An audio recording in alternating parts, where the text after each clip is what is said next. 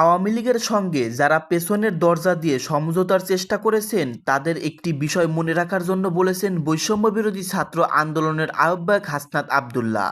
তিনি বলেন, মনে রাখবেন, আর অলরেডি আমরা ইতিমধ্যেই শহীদ পিছিয়ে আসার কোনো সুযোগ নেই।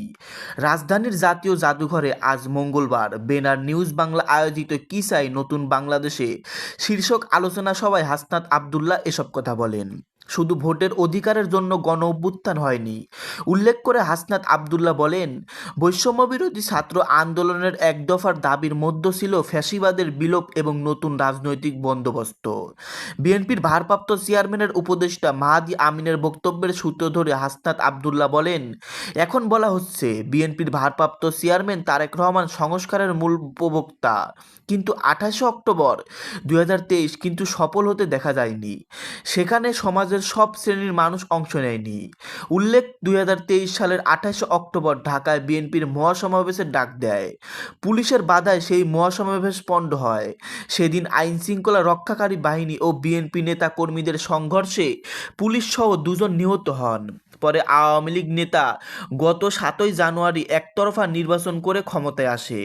ছাত্র জনতা অভ্যুত্থান, তাদের পতন হয়। বৈষম্যবিরোধী ছাত্র আন্দোলনের নেতারা এখন আওয়ামী লীগের নেতাদের বিচার ও দলটিকে নিষিদ্ধ করার দাবি করছেন। অন্যদিকে বিএনপি আওয়ামী লীগের নেতাদের বিচারের পক্ষে, তবে কোনো রাজনৈতিক দল নিষিদ্ধের পক্ষে নয়।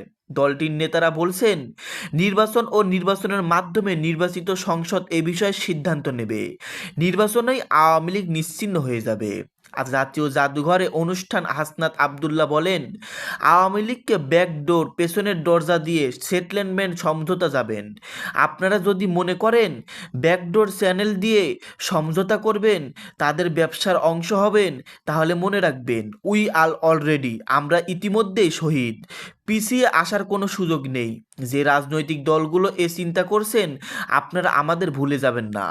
অনুষ্ঠানে বৈষম্যবিরোধী ছাত্র আন্দোলন চলাকালে ঢাকার মহাখালীতে নিহত জাহিদ হোসেনের বাবা জাহাঙ্গীর হোসেন বক্তব্যের শেষে ডাক দিয়ে বলেন, তিনি দেশের জন্য এক ছেলেকে দিয়েছেন, প্রয়োজনে আরেক ছেলেকেও দেবেন, লাগলে বাবা হিসেবে। জাহাঙ্গীর হোসেনের কথার সূত্র ধরে হাসনাত বলেন, বিদ্যমান যে রাজনৈতিক দলগুলো আপনারা সমঝোতার রাজনৈতিক শুরু করে দিয়েছেন, আওয়ামী লীগকে পুনর্বাসন করতে যাচ্ছেন, এই বাবার কথা নোট করে রাখবেন। তিনি আরও বলেন, আওয়ামী লীগের 15.5 বছরের ফ্যাসিবাদী রাষ্ট্র কাঠামো বৃদ্ধাঙ্গুলি দেখিয়ে তাদের দেশ ছেড়ে পালাতে বাধ্য করা হয়েছে। যারা পেছনের দরজা দিয়ে আওয়ামী লীগকে পুনর্বাসনের চেষ্টা করছেন, তাদেরও সন্দেহের চোখে দেখা হচ্ছে। আওয়ামী লীগ ফিরবে কি ফিরবে না, সে আলোচনার সময় এখনও আসেনি। উল্লেখ করে হাসনাত আবদুল্লাহ বলেন, আওয়ামী লীগের বিচার নিশ্চিত না করা পর্যন্ত যারা তাদের পুনর্বাসন নিয়ে বক্তব্য দিচ্ছেন, তারা কখনো গণ অভ্যুত্থানকে হৃদয় ধারণ করেননি। আগে আওয়ামী লীগের বিচার নিশ্চিত করা প্রাসঙ্গিক, আগামী নির্বাচনে তারা অংশ নেবে কি নেবে না তা অপ্রাসঙ্গিক। হাসনাত আরও বলেন, বিদ্যমান রাজনৈতিক কাঠামো রেখে পরবর্তী সময়ে যতই নির্বাচন দেওয়া হোক না কেন, সেই নির্বাচনের গ্রহণযোগ্যতা থাকবে না। মূল সংস্কারগুলো আগে হতে হবে। সেই সংস্কারই দেশকে একটি গ্রহণযোগ্য নির্বাচনের দিকে নিয়ে যাবে। নির্বাচন ও সংস্কার যুগপৎভাবে চলবে। দর্শক মণ্ডলী, আজকের এই ভিডিওতে আপনারা চাঞ্চল্যকর বিষয় জানতে পারলেন।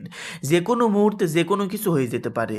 তো এই সম্পর্কে আপনাদের মতামত জানিয়ে দিবেন এই ভিডিওর কমেন্ট বক্সে বিস্তারিত। এবং চ্যানেলে নতুন হলে চ্যানেলটাকে অবশ্যই সাবস্ক্রাইব করবেন। ধন্যবাদ।